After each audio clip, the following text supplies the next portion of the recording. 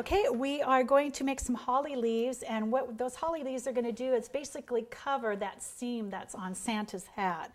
So there are two different plungers. I used one on the little Santa's hand, which is an all-in-one 3-cut plunger, and this is an individual holly leaf plunger. So on the hat, because it's a little bit bigger, we're going to cut 3 of these, and the secret to these are you kind of roll them around. You're going to set them on the table, and I like to puff a little bit so they don't stick. You're going to push, and what that does is it actually gives you the impression. Now, rule of thumb too, in working with a little side tip, in working with any kind of design, you always want to work in odd numbers. 3, 5, 7, 9, and the reason is that makes a very, very balanced look. So see if I do this.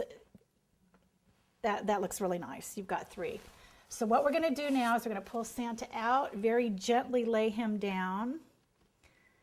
And we're going to take these holly berries and very carefully, again, a little bit of water. And we're going to attach those to his hat. So now what I try to do is try to position those so you cover the areas that need to be covered. So I'm covering that one seam. And you know, that's what's so great about these plungers and cutters, because anything that's not exactly right can be covered with a leaf or a flower or something. I think you've been around enough of the other instructors to know that it's perfect fix for a lot of things that aren't right.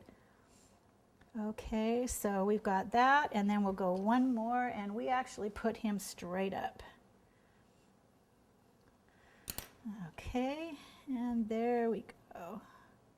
Now, of course, there has to be berries. I'm going to make sure that didn't quite cover that seam. Now, a lot of times what I'll do too, where that seam is, you can kind of take your fingers and bend that a little bit to give it not so much of a flat look there. Okay, and now we're just going to take a little bit of red and we're going to make some berries. Now, another really nifty tool is this is called an umbrella tool.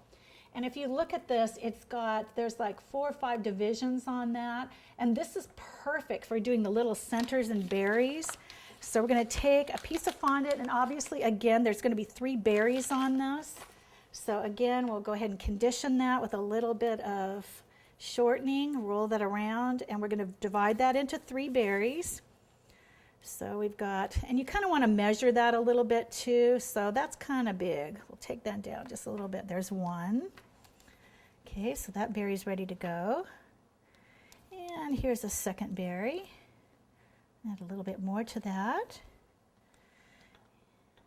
And the third. You know, being a chef, I'm really into smells too. And what I'll do is I usually burn candles or something that will give you that Christmas spirit, usually gingerbread or something. It's surprising how smells can bring a little bit more creativity.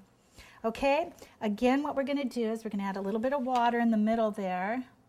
And we're just going to place those berries. Now, what's cool about this umbrella tool is if you pick this up, you're going to push that in and place your berries. So you want, think of it as bowling pins. You want 2 in the bottom and 1 on the top. But see how that makes that little, we'll move that forward, that little indentation in the berry? Just kind of a nice little touch. And plus what you're doing is you're actually giving it a chance, you're pushing that into the fondant and securing it as well.